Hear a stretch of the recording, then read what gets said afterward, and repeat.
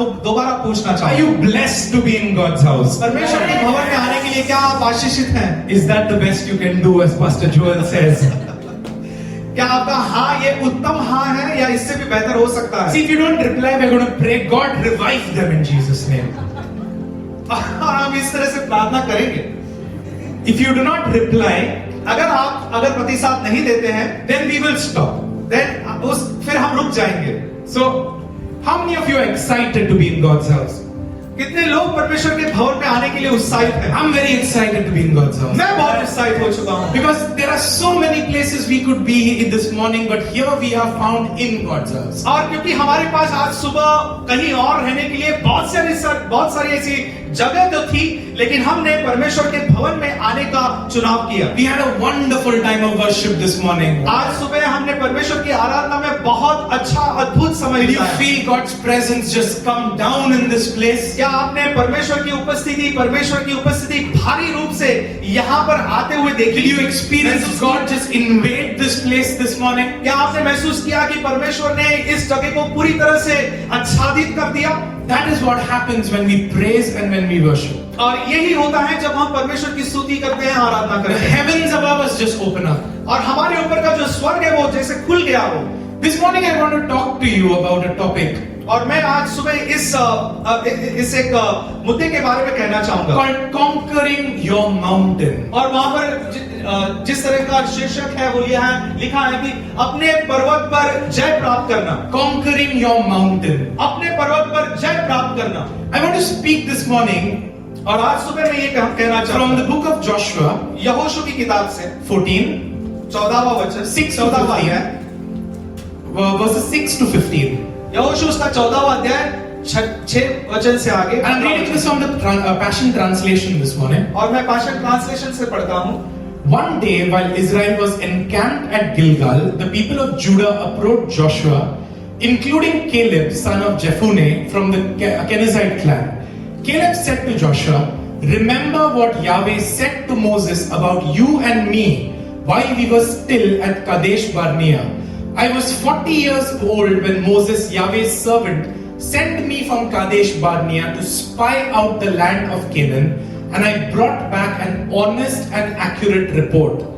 I have been faithful and obedient to Yahweh my God, but my fellow spies who went with me only discouraged the people and made their hearts shrink back with fear.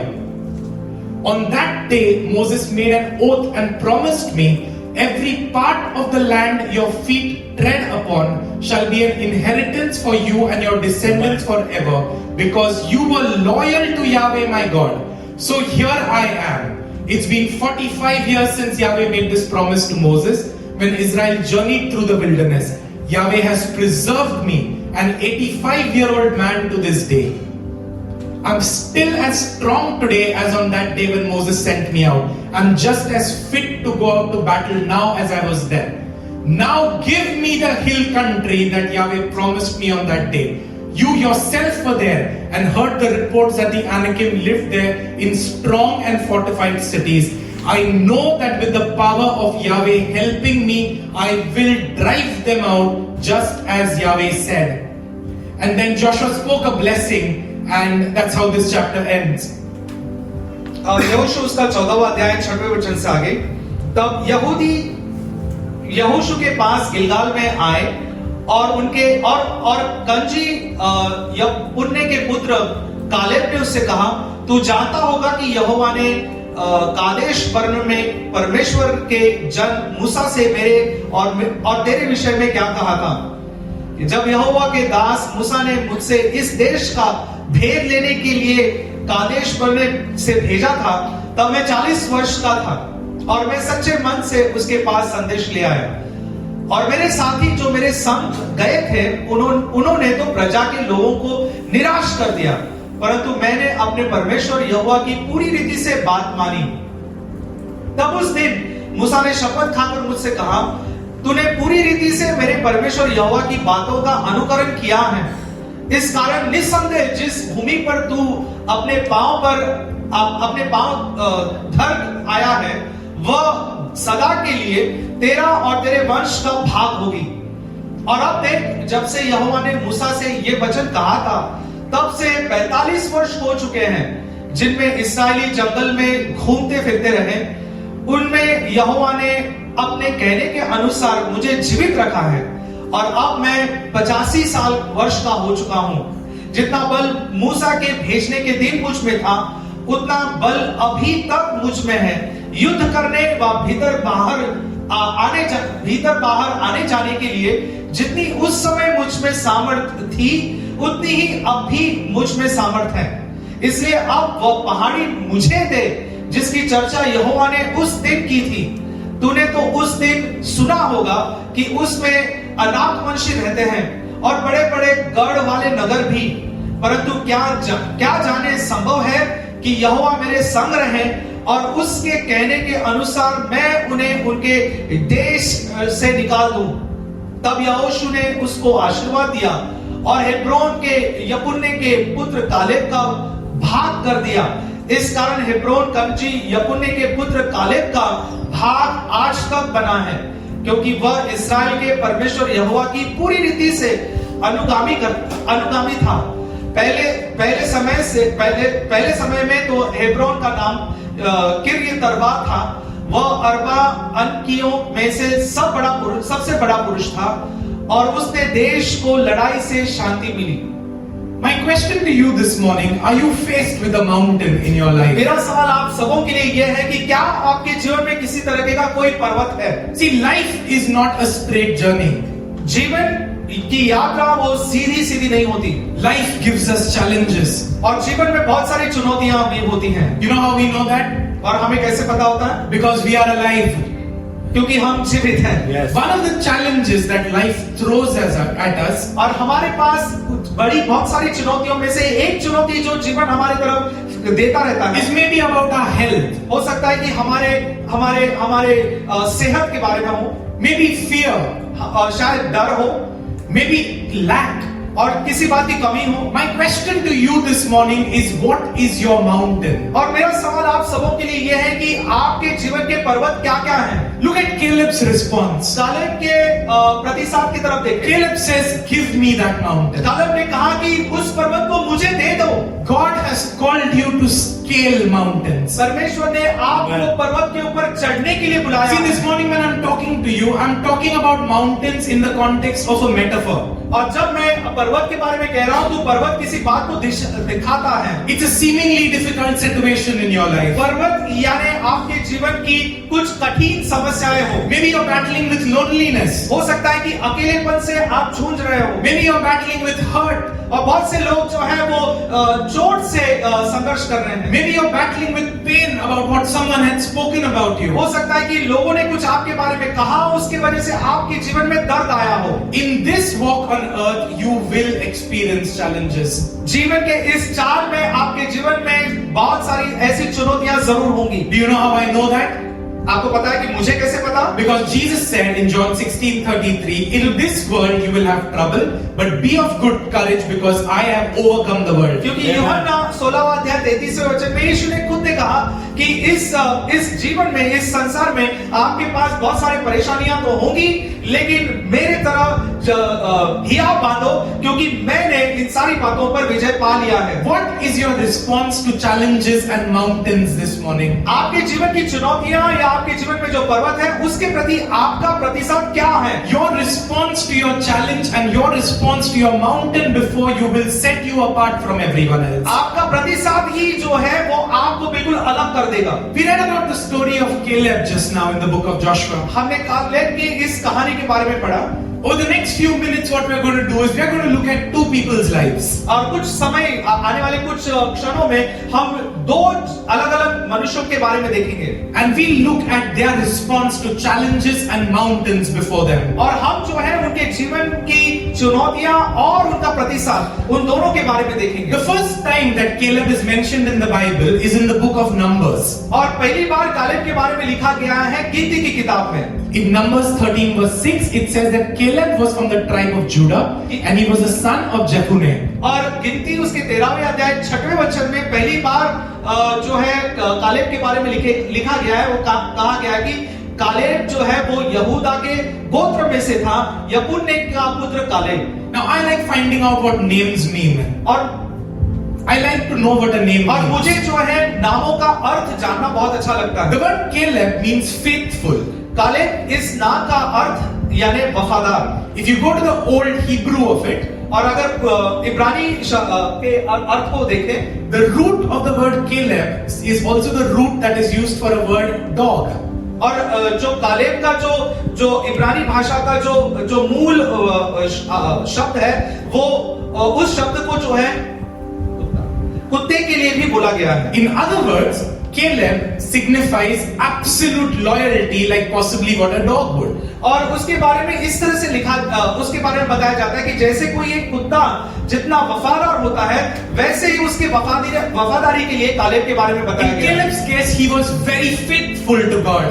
Caleb के case में जो है वो अपने परमेश्वर के प्रति पूरी तरह से वफादार था। I want you to just go back in history a little bit. See, what we'll do is we'll divide it into history and then we'll look at his life. और जो है हम इतिहास में जाएंगे, इतिहास में कुछ हम देखेंगे और फिर हम उसके जीवन की तरफ देखेंगे। Caleb is the descendant of Judah. Caleb जो है वो यहूदा के गोत्र में से है। Judah means praise.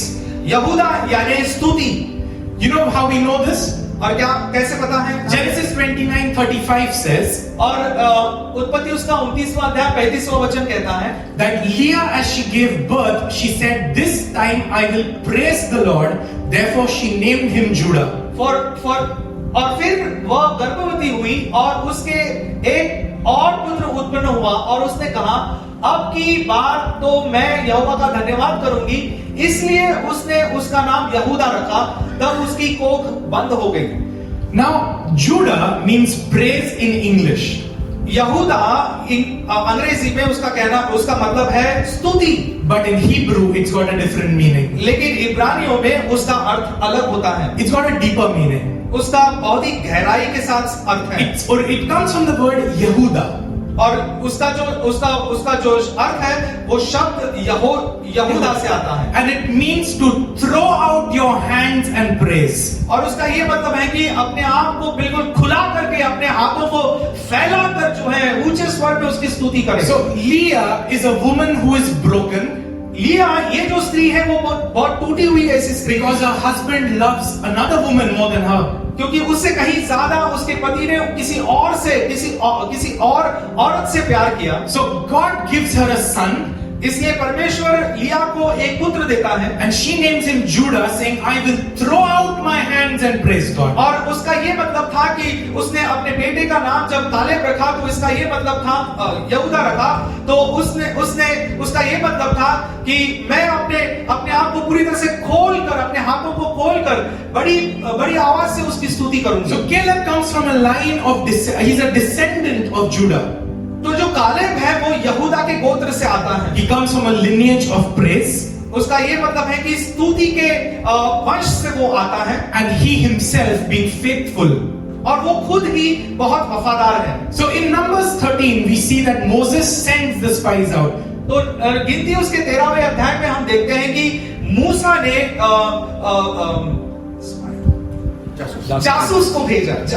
We don't need to read each scripture, so what we'll do is we'll put it up on the screen, but I'll just explain it as we go about. और हम सारे वचनों को नहीं पढ़ेंगे, हम कुछ ही वचनों को स्क्रीन पर रखेंगे और उसे हम पढ़ेंगे। As you see Numbers 13:17 to 23, गिनती उसका 13वां अध्याय 17 से 23वें वचन तक Moses calls all the leaders of the 12 tribes. और मूसा जो है वो सारे 12 गोत्रों के अगुवाओं को बुला लेता है। I want you to remember that he called leaders of tribes. और मैंने यहाँ पर कहा है कि जो गोत्र थे उनके अगुवाओं को बुला लिया। And one of the leaders that he calls is Caleb of the tribe of Judah. और उन 12 गोत्रों में से एक गोत्र था यहूदा और उसका अगुवाई था Caleb. Now Moses tells them, "I want you to go out into this land." अब मूसा उसे कहता है कि मैं चाहता हूं कि आप लोग जो हैं उस कनान देश में जाएं। And I want you to spy the land. और मैं चाहूंगा कि तुम उस देश की जासूसी करो। He gave them 3 commandments. और मूसा ने उनको 3 आज्ञाएं दी। Go to the land. उस देश में जाओ। Get us information on the land and its people. उस देश और उस प्रजा के के बारे में हमें मालूमात करवाओ। And when you come back, bring us fruits from there and ensure to be courageous. और तीसरी बात ये थी कि जब तुम आओ तो वहां से कुछ फलों को लेकर आओ। See, I want you to imagine this scenario. अब मैं चाहता हूं कि इन बातों को आप सोचें। There are millions of people sitting in the desert. और अब रेगिस्तान में करोड़ों लोग बैठे हुए हैं। There are millions of them. और करोड़ों लोग वहां पर बैठे हैं। God has parted the seas before them. और उनके सामने परमेश्वर ने लाल समुद्र को दो भाग किया। God has drowned the armies of Pharaoh. परमेश्वर ने फिरौन की सेना को डुबा दिया था। God has fed them with manna that is falling from heaven. परमेश्वर ने उनको स्वर्ग से मन्ना खिलाया। God ensured that the clothes that they wore never broke or never और tore. परमेश्वर ने ये भी देखा कि जो उन्होंने पहने हुए कपड़े थे वो 40 साल तक नहीं फटे। See, can you just imagine this morning? क्या आप इन बातों को सोच सकते हो? They did not outgrow their clothes. देखिए कि 40 साल तक जो है उनके कपड़े ना बढ़े ना फटे। So there was God in everything that they did. हर बात में जो भी वहां पर हो रही थी उसमें परमेश्वर शामिल था। After seeing God's hand, Moses now tells them, "We are very close to Canaan. I want you to go see the land and come back." अब इन सारी चमत्कारों को देखने के बाद मूसा उनसे कहता है, देखिए कि हम कनान देश से बहुत करीब हैं। मैं चाहता हूं कि पहले आप जाएं उस देश की जासूसी So he appoints leaders, 12 of them, और परमेश्वर मूसा ने 12 अगुवाओं को वहां पे स्थापित किया। and he says, "Go out, scope the land, come back." और उन्होंने कहा, मूसा ने कहा कि जाओ उस देश में मालूमात करके लेकर आओ। And when the spies come back, और जब जासूस लौटते हैं, in Numbers 13:25 to 29, और गीत उसका 13वां अध्याय 25 से 29वें वचन तक, some of the spies give a very negative report. उसमें से कुछ जासूस थे वो बिल्कुल नकारात्मक इस तरह की मालूमात देते I want हैं। to read this as we go. और मैं चाहूंगा From कि verse इसे पढ़ें। 27 onwards, it says, "So they reported to him and said, 'We came into the land where you sent us, and it certainly does flow with milk and honey, and this is its fruit. Nevertheless, the people who live in the land are strong, and the cities are fortified and very large. And indeed, we saw the descendants of Anak there. Amalek is living in the land of the Negev. The Hittites, the Jebusites, and the Amorites are living in the hill country, and the Canaanites by the sea and by the side of the Jordan." 27वें वचन से आगे उन्होंने मूसा से ये कहकर वर्णन किया कि जिस देश में तूने हमको भेजा था उसमें सचमुच दूध और मधु की धाराएं बहती है और उसकी उपज में से यही है। परंतु उस देश के निवासी बलवान हैं और उसके नगर गढ़ वाले हैं और बहुत बड़े हैं। और फिर हमने वहां अनाकवंशियों को भी देखा। दक्षिण देश में तो अमालेकी बसे हुए हैं और पहाड़ी देश में हित्ती, यबूसी और एमोरी रहते हैं और समुद्र के किनारे किनारे और यरदन नदी के तट पर कनानी बसे हुए हैं। Now all these people who went there, they had seen God do wonders. और ये 12 लोग जो जासूसी करने गए थे उन्होंने वहां पर अद्भुत बातें देखी। However, they got a negative report to the people. लेकिन अद्भुत बातों को देखने के बाद भी नकारात्मक इस तरह का In रिपोर्ट Numbers निकला। 13, the next verse, Numbers 13 verse 30, और अगले वचन में गीत उसका 13वां अध्याय 30वें वचन में Caleb says that we should by all means go up and take that land. और तीसरे वचन में लिखा है कि कालेब ने मूसा के सामने प्रजा के लोगों को चुप कराने की मनसा से कहा, हम अभी चढ़ के उस देश को अपना कर ले।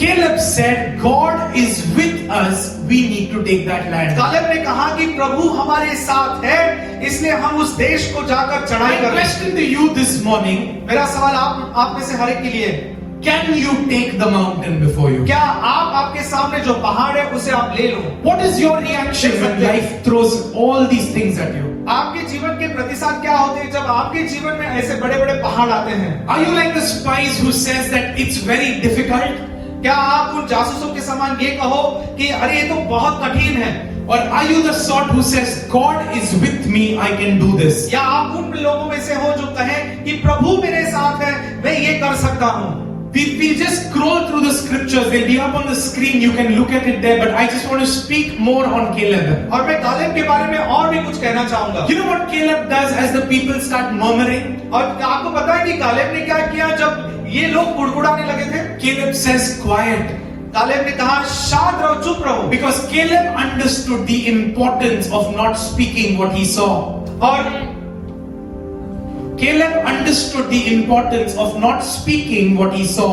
और कालेब ने जो वहां पर देखा था उसे न बोलने के बारे का महत्व समझ लिया था। Caleb understood that if he spoke in the natural, क्योंकि कालेब ने समझ लिया था कि अगर वो वास्तविक रूप से कहे then he would be defeated in the natural. तो वो स्वाभाविक रूप से वो पराजय हो जाता। But if he spoke in the supernatural, लेकिन अगर वो अलौकिक रीति से बोले, God would step into his natural. तो परमेश्वर जो है उसके स्वाभाविक बातों पर प्रवेश करेगा। So this morning I want to ask you, what do you see? तो आज इस सुबह मैं ये पूछना चाहता हूँ कि आप क्या देखते हो? Do you see situations that are difficult? क्या आप ऐसी परिस्थितियों की तरफ देख रहे हो जो बहुत कठिन है? Do you see God step in and clear every place up for you? क्या आप ये देखते हो कि परमेश्वर खुद आपकी परिस्थितियों में प्रवेश करता है और सारी बातों को ठीक ठाक कर देता है? In Numbers 14 verse 1 to 5, as it's up on the screen, गिनती उसका 14वां अध्याय पहले 5 वचन। the people do not keep quiet when Caleb tells them to keep quiet. Caleb जब उनसे कहता है कि चुप रहो तो लोग चुप नहीं रहते हैं। In fact, they start talking more. और यहाँ पर हम देखते हैं कि वो लोग और भी बोलना चाहते हैं। Moses and Aaron get very upset. मूसा और आरोन जो है काफी गुस्सा हो जाते हैं। In Numbers 6 to 9, और गिनती Numbers 14 6 to 9, गिनती उसका 14वां अध्याय 6वें और 9वें वचन तक Joshua and Caleb react to the people's statements, to what they say, by even tearing their clothes up. और यहाँ पर जो है जो लोग कह रहे थे उनके लिए वो इतना क्रोधित हो जाते हैं और इतना वो प्रतिसाद देने लगते हैं यहोशू और केलेब कि वो अपने कपड़े भी फाड़ लेते हैं। See, I want you to imagine this, okay? आप इस बात को आपसे सोचें। We are all going out somewhere, और हम सब मिलकर कहीं जा रहे हैं and we see God has done mighty works for us. और हम देखते हैं कि परमेश्वर ने हमारे लिए बड़े-बड़े काम किए। Some of us say that no, maybe we should not do that. और कुछ हमसे कहते हैं कि नहीं हमें ये करना नहीं चाहिए। The others say no, God will do it. और कुछ लोग कहते हैं कि नहीं हमें परमेश्वर जरूर करेगा, इसे हमें करना चाहिए। But in this case, what happened was the ones who spoke against were in the majority. और यहाँ पर क्या हुआ कि जो लोग विरुद्ध में थे वो ज्यादा संख्या में थे। But Caleb did not stop. लेकिन कालेब यहाँ पर नहीं रुका। He continued encouraging the people. और उसने लगातार लोगों को उत्साहित He किया। continued telling them that God will work. और वो लगातार ये उत्साहित करते हुए बोलते रहा कि परमेश्वर निश्चय ही कार्य In करेगा। verse 10, after Joshua and Caleb really pushed the people, और 10वें वचन में जब इस तरह से हुआ, the reaction of the people was that they wanted to stone him. और लोगों का ये प्रतिसाद था कि अब वो जो है कालेब को पत्थरवार करके मारना चाहते हैं। If you were Caleb, अगर आप कालेब होते, would you get discouraged? क्या आप निरुत्साही हो जाते हैं? You're standing for the truth. आप सच्चाई के लिए खड़े हो, You're standing for God. आप परमेश्वर के लिए खड़े हो, You're convincing people to stand for God. आप लोगों को मना रहे हो कि वो परमेश्वर के लिए खड़े रहें। But instead of siding with you, they pick up stones wanting to stone इसके you. बजाय कि लोग आपके साथ खड़े रहें, वो खुद आपको जो है पत्थरवार करके मारना चाहते हैं। But Caleb and Joshua did not back down. लेकिन कालेब और यहोशू ने किसी तरह से कदम पीछे नहीं हटाया। And because they did not back down, और इसलिए क्योंकि अपने कदमों को उन्होंने पीछे नहीं हटाया, the glory came down. महिमा उतर आई।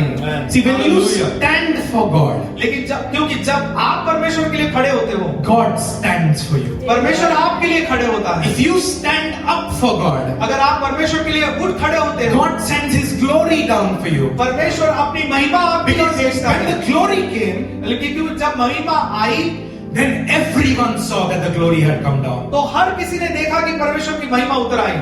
And in Numbers 14 verse 24, God has this long conversation with Moses. और गिनती उसका 14वां अध्याय और 24वें वचन में परमेश्वर और मूसा में एक लंबी वार्तालाप होती है। God says, I am going to destroy all these people because they did not believe me. परमेश्वर ने मूसा से कहा कि मैं इन सारे अविश्वासियों को मैं नाश कर दूंगा।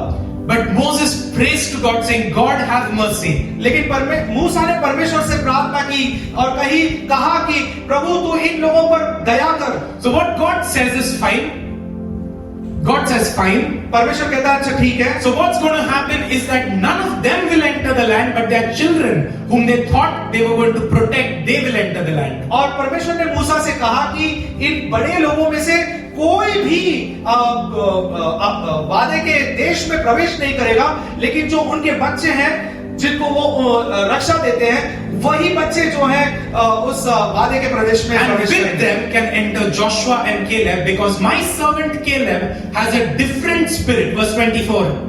और 24वें वचन में परमेश्वर ने कहा कि परंतु इस कारण से कि मैं मेरा दास कालेब के साथ और साथ और ही आत्मा है और उसने पूरी रीति से मेरा अनुकरण किया है, मैं उसको उस देश में जिसमें वह हो आया है पहुंचाऊंगा और उसका वंश उस देश का अधिकारी होगा। What a powerful verse. क्या सामर्थ्यवान ये वचन है। God said, परमेश्वर ने कहा my servant Caleb has a different spirit. वो कहता है कि मेरे दास कालेब के पास और ही आत्मा है। And do you know what Caleb did? क्या आपको पता है कालेब ने क्या किया? All that Caleb had done was that he spoke in God's favor. Caleb ने एक ही बात को किया, उसने परमेश्वर की बातों को कहा। He did not look with his natural, but he looked at what God does. उसने अपने स्वाभाविक दृष्टि का इस्तेमाल नहीं किया, लेकिन उसने वो देखा जो परमेश्वर कर सकता है। And because of that, God said he is set apart. और इसीलिए परमेश्वर ने कालेब के बारे में कहा कि कालेब ये अलग किया हुआ व्यक्ति है। So while no one else will go to that land, my servant Caleb and Joshua will enter. और उस देश में कोई भी बड़ा आदमी नहीं जाएगा, मेरा यहोशू और मेरा दास कालेब उनके बच्चों के साथ जो है उस अभिवचन के In Numbers 14:24, God makes a covenant saying that to his descendants will I give that land. और इसलिए गिनती उसका 14वां अध्याय 24वें वचन में वो अपने दास कालेब के साथ जो है एक वाचा बांध लेता है। वो कहता है कि उसका वंश उस अभिवचन के देश में प्रवेश कर पाएगा। When was the last time God spoke to you? पिछली बार कब परमेश्वर ने आपसे बातें की? Yesterday? कल? This morning? आज सुबह? Last week? पिछले हफ्ते?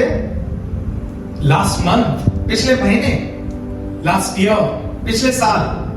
But God has spoken to you. परमेश्वर ने निश्चय ही आपसे बात की। Each of you sitting here have been given a promise. हमें से हर एक कोई यहाँ पर बैठा हुआ है, उसको एक वादा परमेश्वर ने जरूर दिया है। God has spoken to you that God will give you health. परमेश्वर ने आपको वादा दिया है कि वो आपको अच्छी सेहत देगा। God has spoken to you that He will restore your families. परमेश्वर ने आपको वादा दिया है कि आपके परिवार में बहाली लाएगा। God has spoken to you that He will bring salvation to your loved ones. परमेश्वर ने आपको वादा दिया है कि परमेश्वर आपके प्रियजनों में उद्धार ले आएगा। God has spoken to you that He will provide for your every need. परमेश्वर ने ये भी आपको वादा दिया है कि परमेश्वर आपकी हर जरूरत को पूरा भी करेगा। But some of you are wondering, God, when is that day going to come? लेकिन कुछ लोग अचंभित हैं, ये कहते हुए सोचते हुए परेशान हैं कि प्रभु ये सब कुछ कब होगा? God, when will that day come when I see your promises come true? और आप कहते हो कि प्रभु वो दिन कब आएगा जब मैं तेरी सारी आशीषों को पूरा होता हुआ देखूं? Caleb had a promise. Caleb के पास भी एक वादा था। God promised him a land. परमेश्वर ने उसे वादे के रूप में एक प्रदेश दिया था। But it took 45 years for the fulfillment of that promise. उस वादे को पूरा होने के लिए 42 साल लगे। See, I just want to tell you one thing. मैं आपको एक बात कहता हूं। There is a difference between your promise and a difference between your inheritance. मैं आपको ये कहना चाहता हूं कि एक वादा और आपके मिरास, इन दोनों में काफी अंतर है। So as you are waiting on God, जैसे आप परमेश्वर पर रुके हो, you're wondering, God, you've given me a promise, but when will I आप enter into my सोच रहे हो कि inheritance? प्रभु तूने मुझे वादा तो दिया है, लेकिन मैं उस वादे में कब प्रवेश करूं? The difference is भेद ये है that the promise is given to everyone who believes. जो विश्वास करते हैं उनमें से हर एक को वादा दे दिया गया है, But the inheritance is only given to those who please God. लेकिन मिरास उन्हीं को दी जाती है जो परमेश्वर को खुश करते See, I'm हैं। going to say this again मैं इस बात because I want this to sink inside. मैं चाहता हूं कि ये बात को जो है आप अंदर में ले लें the promise is given to everyone who believes. जो विश्वास करता है उसे वादा दिया जाता है, But the inheritance is only given to those who please God. लेकिन जो परमेश्वर को खुश करते हैं सिर्फ उन्हीं को मिरास दी जाती है। To continue in the promise, you need to obey. वादे में लगातार बने रहने के लिए आपको आज्ञा का पालन करना होता है, But to step into your inheritance, you need to conquer your mountains. लेकिन उस मिरास में प्रवेश करने के लिए आपको आपके पहाड़ पर चढ़ाई करनी पड़ेगी। Look at what Caleb did. Yes. और कालेब ने देखो क्या किया। Caleb said, I am now 85 years old. Look, to continue in the promise, you need to obey. ध्यान से सुनिए। वादों में बने रहने के लिए आपको आज्ञा पालन करनी होती है, But to step into your inheritance, लेकिन मिरास में प्रवेश करने के लिए you need to conquer your mountains. आपको आपके पहाड़ों पर चढ़ाई करनी पड़ती है। To continue in the promise, you need to obey. ध्यान से सुनिए, वादों में प्रवेश करने के लिए आपको आज्ञा पालन करना होता है, But to step into your inheritance, you need to conquer your mountains. लेकिन मिरास में प्रवेश करने के लिए आपको आपके पहाड़ों पर चढ़ाई करनी होती है। What is your mountain this morning? आपके पहाड़ क्या क्या है? Has God promised you deliverance? क्या परमेश्वर ने आपको छुटकारा का वादा दिया है? Are you facing fear? क्या आपके जीवन में किसी बात का डर है? Are you holding back something in your life, wondering when you will win? क्या आप इस तरह से सोच रहे हो, पकड़े हो किसी बात को लेकर कि ये सोचते हुए कि मैं कब जीतूंगा? It's time to take your giants down, church. अब समय आ चुका है कलीसिया कि आप अपने दानवों को नीचे लेकर आए। See, we are not a passive church. हम किसी तरह से निष्क्रिय इस तरह की कलीसिया नहीं। We are not happy sitting on the sidelines and watching others do work. और हम ऐसे नहीं कि साइड में बैठे रहे और देखते रहे कि हाँ लोग कर रहे हैं वो हम देख रहे हैं। We are an active church. हम सक्रिय कलीसिया हैं। We want to take giants down. हम निष्क्रिय नहीं, हम सक्रिय कलीसिया हैं और हम दानवों को नीचे गिराने के लिए We हैं। want to take giants down that have oppressed our youth. और हम उन दानवों को नीचे लेकर आएंगे जो दानव हमारे नौजवानों को परेशान करते हैं, That have broken up our families. जिन दानवों ने हमारे कलीसियों को हमारे परिवारों को तोड़ दिया है, That have caused children of God to live in sickness and fear. और ऐसे दानव जिनकी वजह से परमेश्वर के बच्चे अभी भी बीमारी में रहते हैं। And we want to ensure that we will conquer every mountain. और हमें ये शाश्वती होनी चाहिए कि हम हर तरह के इस तरह के पहाड़ों पर चढ़ाई करेंगे। See, are you like Caleb this morning? क्या आप कालेब की तरह हो? That you've received the promise when you were 40 years old.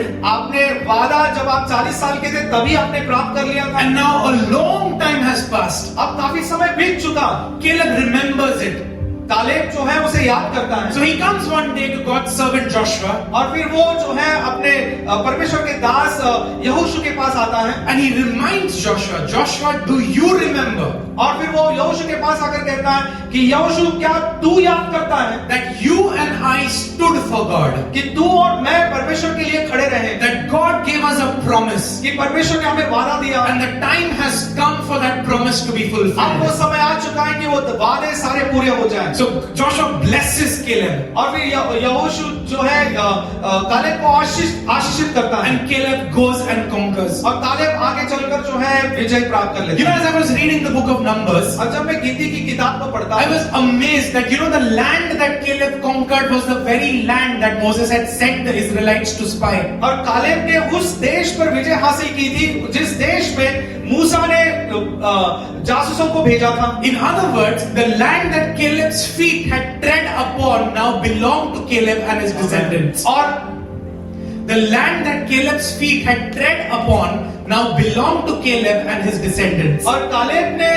जिस देश पर अपना पैर कदम रखा था वो अब वो देश जो है कालेब और उसके वंश को दे दिया गया। All that Caleb did was he spoke favorably for God. Caleb ने सिर्फ एक बात की, उसने परमेश्वर की ओर से बातें की। How many of you are ready to speak favorably for God? परमेश्वर की ओर से कितने लोग बात करना See, I चाहेंगे? promise you one thing and you can take this to the bank with you. और मैं इस वादे को आपको देता हूँ और इस बात को आप अपने साथ ले जाएं That God will never leave your hand if you stand for Him.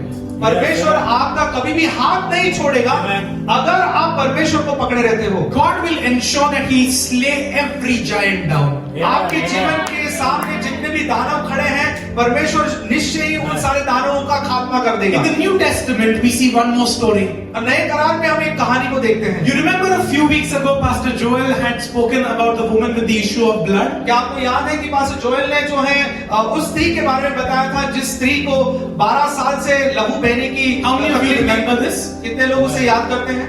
Firstly, can we give a hand of applause to Pastor Joel for bringing us God's word Sunday after Sunday? Come on, you can do much, much better. You know, in the book of Luke, verse 8, chapter 8, 43 to 48, लूका उसका 8वां अध्याय 43 वचन से आगे, there's a woman who's facing a mountain that is so big that she doesn't know what to do. और एक स्त्री के सामने इतना बड़ा पहाड़ है कि उसे पता ही नहीं है कि अब उसके साथ करूं क्या। The Bible doesn't tell us about her family. परमेश्वर वचन जो है उसके उस स्त्री के परिवार के बारे में कुछ नहीं कहता। So we do not have any context of that. तो उसके बारे में हमारे पास कुछ ऐसा पार्श्वभूमि है नहीं। But what we know is that she was slow bleeding for 12 years. लेकिन वचन जरूर कहता है कि इस स्त्री का 12 साल से लहू बहने की तकलीफ उसे हो रही है। She's a woman who's facing a mountain of sickness. और इस स्त्री के सामने जो है बीमारी का पहाड़ है। She's facing a mountain of pain. उसके पास दर्द का पहाड़ है। And as the Bible says, she's facing a mountain of lack. और वचन ये भी कहता है कि उसके पास एक बहुत बड़ी कमी थी जैसे उसके सामने कमी का पहाड़ भी हो। See, if you read the old covenant, और अगर हम पुराना करार पढ़ें, this woman was also deemed unclean. और इस स्त्री को जैसे अशुद्ध माना गया। So according to the law of Moses, she could not come out. और मूसा के नियमों के अनुसार इस स्त्री को समाज में कोई स्थान नहीं था। In other words, anything that she touches, being unclean herself, becomes unclean. क्योंकि वो खुद एक अशुद्ध स्त्री मानी गई थी, तो वो किसी भी बात को अगर छू लेती तो वो बात भी उसके लिए सबों के लिए अशुद्ध हो जाती। Because that's the law. क्योंकि वो नियम था। But one day, एक दिन grace walks in. एक दिन अनुग्रह उसके सामने आता है। And as grace, Jesus walks in. और जैसे अनुग्रह यीशु खुद जब उसके सामने आता है, This woman hears about it. और इस स्त्री ने सुन लिया उसके बारे She hears the commotion. में, और उसके बारे में सुन लिया, She hears the noise. और उसने उस गड़बड़ाहट को सुनी, And she steps out in faith. और विश्वास से वो बाहर आती है। You remember Pastor Joel had spoken on her touching the hem of his garment? क्या आपको याद है कि पास्टर जोएल ने उस यीशु के वस्त्र के छोर के छूने के बारे में कहा था? We are going to go a little more deeper today. अब उसके बारे में हम थोड़ा और गहराई से देखते हैं। See, a Jewish male wore something called a talit. और जो यहूदी पुरुष जो थे वो एक इस तरह की एक चादर ओढ़ लेते हैं। And that used to be what they would wrap themselves around. और वो जो है अपने ऊपर वो ओढ़ लेते।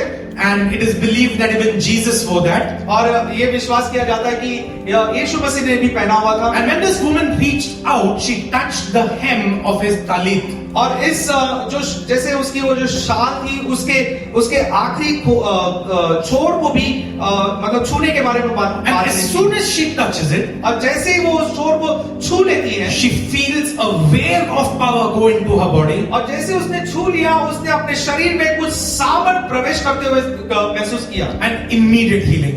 और फिर उस तुरंत ही वो चंगी हो गई। And Jesus stops. और वहां पर यीशु रुक जाता है। And Jesus says, someone has touched me. और यीशु ने कहा कि अरे किसी ने मुझे छू लिया। Can you imagine how bizarre this scenario is? आप सोचे कि किस तरह का ये दृश्य है। See, for those of us in Mumbai, let's look at it like this. और ये मुंबई में रहने वाले लोग इस तरह से समझ सकते हैं इन बातों को। Imagine you're in a crowded train. आप सोचिए कि आप एक बहुत भीड़ से भरी हुई ट्रेन से गुजर रहे And हैं। people are pushing you left and right. आपको चारों तरफ से जो है लोग दबाए जा रहे हैं। And suddenly someone stops and says, who touched me? और कोई आकर आपसे कह रहे किसी ने मुझे छू लिया। किसने मुझे छू लिया? What is your response? फिर आपका प्रतिशत क्या You're होगा? going to say, like the disciples said, there are so many people around. जैसे चेलों ने कहा वैसे आप भी कहोगे, अरे क्या कितने लोग आसपास में हैं। But Jesus says no. यीशु ने कहा नहीं, I felt power go out. क्योंकि किसी के छूने की वजह से मेरे अंदर से सामर्थ गई है। I'll tell you a secret as I was waiting on God. और जब मैं परमेश्वर पर वचनों के लिए रुका हुआ था तो परमेश्वर ने ये रहस्य मुझे बताया। God had given the people of Israel a dress, or rather the talit to wear in Numbers 15:38 to 41. और गिनती उसका 15वें अध्याय में परमेश्वर ने यहूदी लोगों को वस्त्र पहनने के लिए एक तरीका दिया था। It says, speak to the sons of Israel and tell them that they shall make for themselves tassels on the corners of their garments throughout their generations, and they shall put on the tassel of each corner a violet thread. It shall be a tassel for you to look at and remember all the commandments of the Lord, so that you will do them and not follow your own hearts and your own eyes, which led you to prostitute yourselves, so that you will remember and do all my commandments and be holy to your God. I am the Lord your God who brought you out from the land of Egypt to be your God. I am the Lord your God. गिनती उसका 15वां अध्याय 38वें वचन से आगे, इस्राएलियों से कहे कि अपनी पीढ़ी पीढ़ी में अपने वस्त्रों को के कोर पर झालर लगाया करना, और एक एक कोर की झालर पर एक नीला फीता लगाया करना, और वह तुम्हारे लिए ऐसी झालर ठहरे जिससे जब जब तुम उसे देखो तब तब यहोवा की सारी आज्ञाएं तुमको स्मरण आ जाए और तुम उनका पालन करो, और तुम अपने अपने मन और अपनी अपनी दृष्टि के वश में होकर व्यभिचार न करते फिरो, जिससे जैसे करते आए हो। So God has given His people something to wear. परमेश्वर ने अपने लोगों को पहनाने के लिए एक तरीका दिया। Come back to this scene. और फिर उसके बाद इस दृश्य में आओ। This woman comes out. और ये स्त्री बाहर आती है। She steps out. वो बाहर आती है Hurt. चोट पाई हुई ऐसी औरत, In pain. दर्द में, Afraid. डरी हुई। See, if she would break the law of Moses, there was a punishment. अगर वो मूसा के नियमों को उल्लंघन करती है तो उसके लिए सजा है। So she risks herself by even being there. और फिर वो वहां पर आना उसके लिए बड़ा खतरा है। Because what she realized is that the one who is walking there is much greater. क्योंकि उसने इस बात को समझ लिया, जान लिया कि जो वहां पर चल रहा है वो सबसे ऊपर है, सबसे महान है। How many of you here are in that same place? कितने लोग ऐसे परिस्थिति में हैं Where society has given up on you. कि समाज ने आपको त्याग दिया, People have given up on you. लोगों ने आपको त्याग दिया, People have spoken about you. लोगों ने आपके विरुद्ध में कहा, But Jesus is in this place. लेकिन यीशु यहाँ पर है। And today you can step out. आज आप कदमों को उठा सकते हो। So as this woman reaches out through the crowds, और उस भीड़ से होकर जब ये स्त्री यीशु तक पहुंचती है, pushing people, लोगों को धक्का मारकर, all she can do as she reaches out is only touch the hem of his garment. और वो सिर्फ एक बात को करती है, सारी भीड़ को जो है, जो उसके आसपास है, उसको धक्का लगा कर जो है वो जाकर यीशु के कपड़े के उस छोर को, उस झालर को छू लेती है। The hem of his prayer shawl. और उसकी जो प्रार्थना की जो शॉल है उसको वो छू लेती है। And she gets healed. और उसके तुरंत वो चंगी हो जाती है। I wondered, I asked Lord, God, what happened here? और फिर मैंने परमेश्वर से पूछा, प्रभु यहाँ पर क्या हुआ? God said she reached out and touched my promise. परमेश्वर ने मुझसे कहा कि वो बाहर आई और उसने मेरे वादे को छू लिया। Because God said, I will be their God. क्योंकि परमेश्वर ने कहा कि मैं उनका प्रभु रहूंगा। So as she touched the hem of his garment, जब उसने उस यीशु के वस्त्र के छोर को छू लिया, she reached out to the promise of God. उसने वादे को पा लिया। And that reaching out in faith gave her her miracle. और उस वादे को विश्वास में लेने की वजह से ही उसके जीवन में चमत्कार हो गया। She had to conquer her mountain of fear to receive her miracle. उसको उस चमत्कार को लेने के लिए उसके सामने जो डर का पहाड़ था उस पर उसे जय प्राप्त करना पड़ा। See, I'll tell you something else. और एक बात कहता हूँ, She reached out to God in her uncleanness. और जब वो खुद अशुद्ध थी, वो अपने अशुद्धता में उसने परमेश्वर का पीछा किया। And as she reached out, knowing that she was unclean, और जब परमेश्वर का यीशु के पीछे चलने के लिए जब जानते हुए कि वो एक अशुद्ध स्त्री है, the grace of God made her clean. उस अशुद्धता में परमेश्वर के अनुग्रह ने उसको शुद्ध कर दिया। This morning, are you dealing with fear? क्या आप डर का सामना करते हो? Are you dealing with anything in your life that you feel is a mountain? और क्या आप ऐसे आपके जीवन में ऐसी कोई बात है जिसका सामना करते हो जो आपके लिए पहाड़ के समान? Become like that woman. और इसलिए उस स्त्री के समान बने। Step out in faith. विश्वास का कदम बढ़ाएं। Because as the songwriter says, जैसे किसी ने लिखने वाले ने कहा, there is more power in the hem of his garment than in all the camp of the enemy.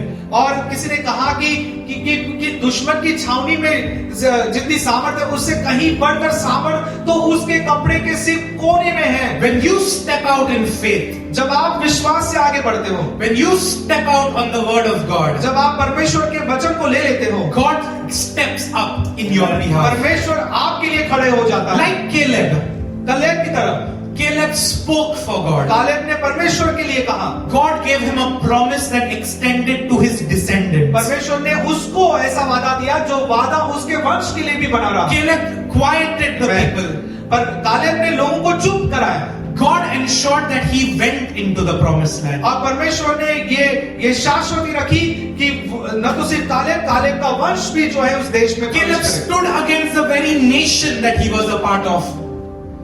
Caleb stood against the very nation that he was a part of. और जिस देश के लिए वो जिस देश का वो था उस देश के विरोध में खड़ा हो गया। God ensured that the glory came down for और him. परमेश्वर ने शाश्वती रखी कि किसी तरह से उसकी महिमा वहां पर उतर आ जाए। This woman और ये स्त्री stepped out in faith, विश्वास से उसने कदम उठाया, conquering her mountain of fear. उसने अपने भय का पहाड़ जो है चढ़ लिया। And God ensured she got healed. और परमेश्वर ने उसे चंगाई की आशीष दी। Again I want to ask you, फिर एक बार मैं आपसे पूछता हूँ, what is your mountain this morning? आपका पहाड़ क्या है? What is your mountain this morning? इस सुबह आपका पहाड़ क्या है? You can conquer it. आप उस पहाड़ पे चढ़ाई कर सकते हो। You can conquer it. आप उस पहाड़ पर चढ़ाई कर विजय प्राप्त कर सकते हो। I'm going to end again with this. मैं इस बात को कहकर जो है इसके साथ खत्म करता That हूं। the promise is given to everyone who believes. जो विश्वास करते हैं उनको वादा दिया जाता है। The inheritance, however, is only reserved for the select few who please God. लेकिन जो परमेश्वर को खुश करते हैं वही लोग जो है परमेश्वर के मिरास में प्रवेश करते हैं। To continue in the promise, you need to obey.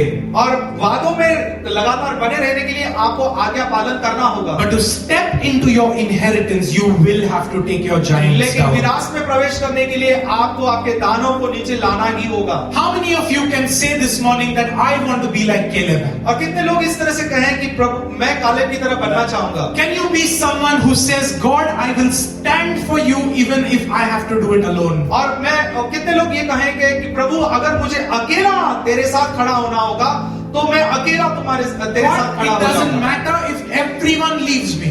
कोई बात नहीं कि प्रभु अगर हर कोई मुझे छोड़ देता It है। doesn't matter if people pick up like Caleb to pick up stones to throw at me. और जैसे कालेब के लिए लोगों ने पत्थरवार करना सोच लिया था, अगर वैसा भी अगर मेरे साथ होता है तो भी प्रभु मैं तेरा हाथ नहीं छोड़ूंगा। How can you say this morning? God, I will stand for you. क्या आप परमेश्वर से ये कह सकते हो कि प्रभु मैं तेरे लिए खड़ा रहना चाहता हूँ? Because if you say, God, I will stand for you, और अगर आप कहे कि प्रभु मैं तेरे लिए खड़ा रहता हूँ, God will send His glory down for you. परमेश्वर आपके लिए उसकी महिमा आपके ऊपर भेजेगा। God will give you a promise that not only extends to your life but to the life of your descendants. और परमेश्वर के वादे सिर्फ आपके लिए नहीं लेकिन आपके वंश के लिए भी बनी रहेगी। God will ensure that not only do you step into the promised land but you will live in the promised land. और न तो सिर्फ आप प्रवेश करेंगे उस वादे में लेकिन उस वादे में आप हमेशा बने रहेंगे। God will ensure that every giant that stands in your way will be brought down. हर एक दानव जो आपके रास्ते में रुकावट बनता है परमेश्वर उस दानव को नीचे लेकर आएगा। But it all stems from obedience. लेकिन इस सारी बातों की शुरुआत आज्ञा पालन It से all होती है। stems from wanting to stand for God. और इन सारी बातों की शुरुआत परमेश्वर के लिए खड़े होने के उस निर्णय के साथ होती है। With God on your side, परमेश्वर अगर आपके साथ है there is no giant that can stand before तो you. कोई दानव आपके सामने खड़ा नहीं हो There is सकता। no mountain that you cannot scale. ऐसा कोई पहाड़ नहीं जिसके ऊपर आप विजय प्राप्त नहीं कर सकते। There was a boy named David एक लड़का था जिसका नाम दाऊद था, who got angry, जो काफी गुस्सा हो गया, who got angry when he heard Goliath talk about the armies of God. जब उसने गोलायत को परमेश्वर के सेना के विरुद्ध में कहते हुए सुना तो दाऊद को गुस्सा आया। And David says, अभी दाऊद ने कहा, who is this uncircumcised Philistine who can talk and defy the armies of the living Dawood God? ने कहा यह खतना रहित फिलिस्तीनी कौन है जो परमेश्वर की सेना को ललकार रहा है। And God ensured that Goliath came down. और परमेश्वर ने होने दिया कि वहां पर दाऊद आ जाए। See, if you stand for God, अगर आप परमेश्वर के लिए खड़े रहते हो, God will stand for you. परमेश्वर आपके लिए खड़े रहेगा। One statement that David spoke Dawood ने एक बात कही played a big role in him moving from a shepherd to a king. और उस एक बात की वजह से दाऊद जो है एक चरवाहा से लेकर एक राजा बन गया। God is in the business of turning lives around. परमेश्वर जो है जीवनों को बदलने में लगा हुआ है। But it all starts down with one thing. लेकिन इन सारी बातों की शुरुआत एक बात से होती है। Can you stand for God? क्या आप परमेश्वर के लिए खड़े रह सकते Can हो? you believe God? क्या परमेश्वर पर भरोसा Can करोगे? you trust God when He says that you will scale over this mountain? जब परमेश्वर आपको कहता है कि आप इस पहाड़ पर चढ़ाई कर सकते हो तो क्या उन बातों पर आप विश्वास करोगे? This morning I just want to leave you with this. इस बात को कहकर मैं यहाँ पर खत्म करूंगा। God is with you. परमेश्वर आपके साथ है। And I just want to declare this over each of you. और मैं इन बातों को आपके ऊपर रखना चाहता हूँ। God is going to go before you. परमेश्वर आपके पहले जाएगा। God is going to walk behind you. आपके पीछे नहीं। God is going to walk behind you. परमेश्वर आपके पीछे भी खड़ा रहेगा। God is going to be to your sides. आपके परमेश्वर आपके आजू बाजू में भी रहेगा। The Spirit of God is going to live inside you. पवित्र आत्मा जो है वो आपके अंदर में रहता है। You're going to wonder how did life get so easy suddenly? आप इस तरह से अचंभित रहोगे कि अरे अचानक सारी बातें आसान कैसे हो गई? It's not that the mountains have disappeared. इसका ये मतलब नहीं कि पहाड़ अदृश्य हो गए। It's just that God has given you the grace to conquer them all. लेकिन परमेश्वर ने आपको अनुग्रह दिया है, ऐसा अनुग्रह जो आप पहाड़ पर विजय प्राप्त कर सकते See, हो। with God on your team, जब परमेश्वर आपके टीम में है there's no army that is very big. तो फिर कोई भी सेना बहुसंख्य में नहीं हो सकती। Because there was a prophet as he was sitting there one day. क्योंकि वहां पर एक भविष्यवक्ता था जो वहां पर बैठे हुए कह रहा था। And he prayed, saying, God, open the eyes of my उस servant. भविष्यवक्ता ने कहा कि प्रभु मेरे दास के आंखों को तू खोल। And that man saw that he was surrounded by an army of fire. और तब उस सेवक ने देखा कि परमेश्वर की अग्नि से भरी हुई सेना से वो घेर लिया गया। So we speak over you this morning तो आज हम आपके जीवन पर बोलते हैं that God will help you conquer every mountain in your life. कि परमेश्वर आपके जीवन के हर एक पहाड़ पर विजय प्राप्त करने के लिए आपकी सहायता करेगा। God will help you conquer the mountain of death. जो कर्ज में आप डूबे हो उस पहाड़ पर परमेश्वर आपको जय देगा। God will help you conquer the mountain of lack. जो कमी है आपके जीवन में उस पहाड़ पर विजय प्राप्त करने के लिए परमेश्वर आपकी सहायता करेगा। God will help you conquer the mountain of pain. जो आपके सामने दर्द का पहाड़ है उस पर परमेश्वर आपकी सहायता करेगा विजय प्राप्त God करने will help you conquer the mountain of shame. जो शर्म का पहाड़ आपके सामने है परमेश्वर आपको उस पहाड़ पर जय प्राप्त करने And की in सहायता place करेगा। of your shame, God is going to give you double honor. और आपके उस शर्म के जगह पर परमेश्वर आपको दुगना आदर देगा। God is in the business of moving mountains around. परमेश्वर हमारे आसपास के पहाड़ों को हिलाने में लगा हुआ है।